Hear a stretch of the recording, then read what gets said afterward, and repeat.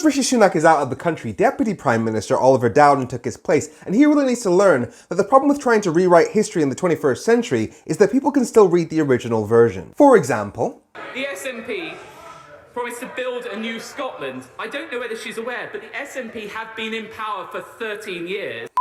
so have you! So that applies to every promise that you make as well, from levelling up to hospitals. Just because your party changes leader 3 times a year doesn't mean you get a clean slate. And when he's attacked on NHS waiting lists, The Right Honourable Lady seems to forget a crucial fact. The United Kingdom experienced an unprecedented pandemic.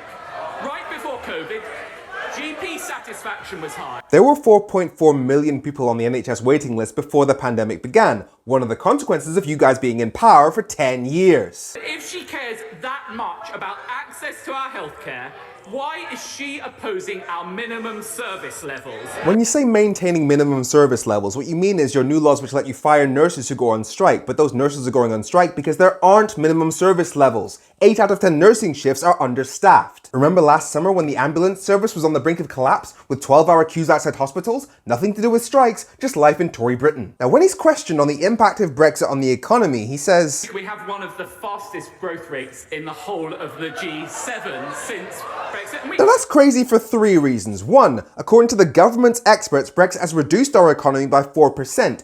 2, we only just avoided a recession. 3, according to even the Tory graph, we had the worst growth in the G7. Now with today's news that Stellantis, the car group behind Peugeot, Vauxhall, Fiat and Citroën, saying that Brexit trade barriers are going to cause significant job losses in the UK, he says, one of the best ways of getting behind industry in this country is get behind the trade deals we're striking with many countries around the world. your own government experts say that those trade deals won't even come close to making up for the damage of Brexit. And when he's challenged on the effect of Brexit on the cost of living That it's crisis, only because of the strength of our United Kingdom that we're able to afford the sort of interventions, for example, that we've had with the cost of living. your own experts say that Brexit is costing the UK government £40 billion a year, so there'd be more money to help people with the cost of living if you hadn't done Brexit. This is all public knowledge. You can't keep lying to us.